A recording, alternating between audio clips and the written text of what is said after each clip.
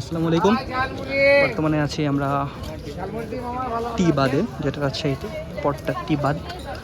এই জায়গায় রাজশাহী একটা টুরিস্ট স্পট, পিকনিক স্পট টাইপের আপনারা বলতে পারেন।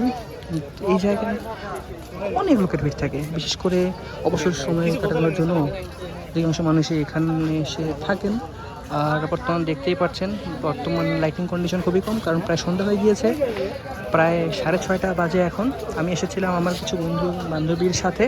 ভাই, এখানে আমরা এসেছিলাম একটা সুন্দর সময় স্পেন্ড করার জন্য, কিন্তু এখানে এসে দেখি এত মানুষের ভিড় বলার ভাষা রাখে না। আর পানির লেভেলটা অনেকটা উপরে চলে এসেছে, তাই নিচে যে বসার জায়গাগুলো ছিল সেটারও কিছুটা স্বল্পতা এখন দেখা যাচ্ছে। এই সাইডে যদি দেখেন পানির লেভেল কিন্তু এখন অনেক উপরে চলে এসেছে, মানুষের ভিড়ও যথেষ্ট বেশি।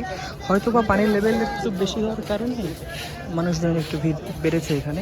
তারা এখানে ঘোরার জন্য এসেছে, দেখতে এসেছে যে যখন তো পানি বেশি থাকে নদীতে, এমন পরিবেশ করে থাকে। সেই জায়গা থেকে আপনাদেরকে টি বাজার আশপাশটা আমি ঘুরিয়ে দেখাচ্ছি। তাদেরকে আমি রাজশাহীর বিভিন্ন জায়গাগুলো দেখানোর চেষ্টা করি। Exploring Rajshahi series, explore Rajshahi সিরিজে আমি আলাদা একটা প্লেলিস্ট তৈরি করবো আপনাদের জন্য। সেই জায়গায় ভিডিওগুলো যারা আমরা সুন্দরভাবে দেখতে পারেন, উপভোগ করতে পারেন।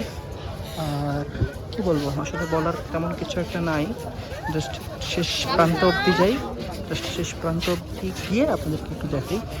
শেষ প্রান্তে আপনারা দেখতে পারবেন যেখানে কিছু নৌকা দাঁড় করানো থাকে, যারা আমাদেরকে ঘুরিয়ে থাকে।